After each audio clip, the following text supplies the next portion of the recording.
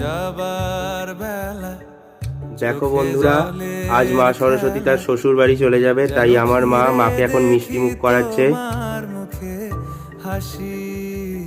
মন এখন বিদায় বেলায় ভারাক্রান্ত, তবুও মাকে তো বিদায় জানাতেই হবে। তবে আমাদের বেশি দিন অপেক্ষা করতে হবে না, কারণ মা খুব তাড়াতাড়ি আশ্বিন মাসে আসছে মায়ের সঙ্গে সপরিবারে। সেই অপেক্ষাতেই মাকে এখন শ্বশুর বাড়ি পাঠানো হচ্ছে। এখন মা মাকে সিঁদুর পরিয়ে নিচ্ছে। দেখো,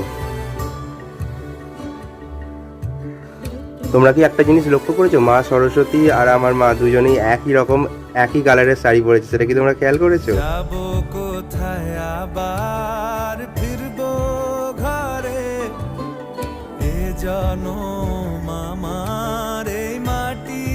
এই দেখো, এখন রিয়া দিদি মাকে মিষ্টি মুখ করিয়ে নিচ্ছে। ফিরে স্বাধীন হয়ে। এ কি, হাঁসকেও খাওয়াতে হবে মিষ্টি এবার।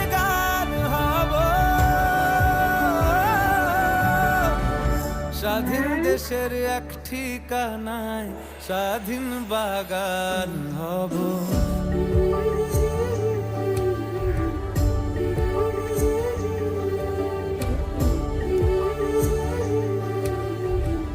এবার আমার ভাইয়ের পালা। এবারে ভাই মাকে মিষ্টি খাইয়ে মাকে বিদায় বরণ করে নিচ্ছে। জলের খেলা।